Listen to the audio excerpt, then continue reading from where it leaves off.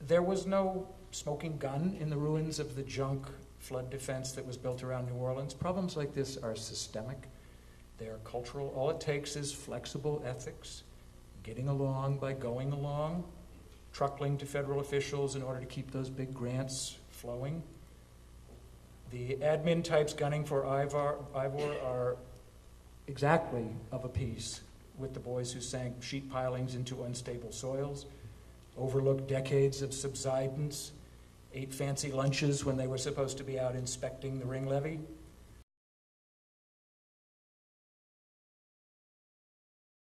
I want to attest to Ivor's personal generosity. I want to attest to his intellectual generosity and how sharply that contrasts with the usual pettiness of academia and, for that matter, of journalism. I mean, here is a guy who, as I realized only later, was at work on his own book about Katrina, and yet when I sat down to interview him for my book, some weeks had passed. I was all of a sudden assailed over the phone by this voice. Hey, mate, meet me at a coffee shop, and it was in Madisonville, and such a date. I was coming down to look at his boat. No compunction about answering every question I could pose, like the levees themselves. He held nothing back. And even very personal questions as it became clear that I was writing Ivor into my own book, not just using him as a quote machine. One thing seemed to matter to Ivor, and that was getting the word out. And if I could help with that, well, then he wanted to help me, and then it was off to the BBC and to CNN and the far bigger fish that he was frying. For those of you who weren't here at the time, you need to understand that Ivor became the voice of forensic inquiry into this whole disaster.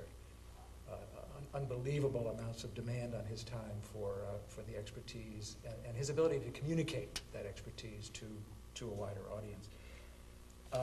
The other point I want to make is how neatly LSU's institutional performance in all of this fits the pattern of sleaze and collusion that led to the disaster in New Orleans. I did a talk at LSU in the fall of 2006, and I guess I skunked up the party a little bit by making reference to the assault on Ivor's academic independence, and then over lunch at the faculty club, I was pulled aside and hastily assured that the vice chancellor in particular, who seemed to be the lightning rod for all of this stuff, had been pushed back on his heels. Wasn't going to happen. Ivor was a hero. No way he was going to be fired. We know better now. We know that the snakes had simply gone to ground. When the Katrina moment passed, Dr. Van Heerden would be less visible. He would be more vulnerable. There was no smoking gun in the ruins of the junk flood defense that was built around New Orleans. Problems like this are systemic. They are cultural. All it takes is flexible ethics, getting along by going along, truckling to federal officials in order to keep those big grants flowing. The admin types gunning for Ivor are exactly of a piece with the boys who sank sheet pilings into unstable soils, overlooked decades of subsidence, ate fancy lunches when they were supposed to be out inspecting the ring levee. They're of a piece with the Flacks, as Sandy mentioned, who insisted that the levees weren't at fault. The storm was too big, and who might have gotten away with these lives but for Ivor and his ilk. Credit where credit is due. One of LSU's claims on greatness lies in its having nurtured an Ivor Van Heerden.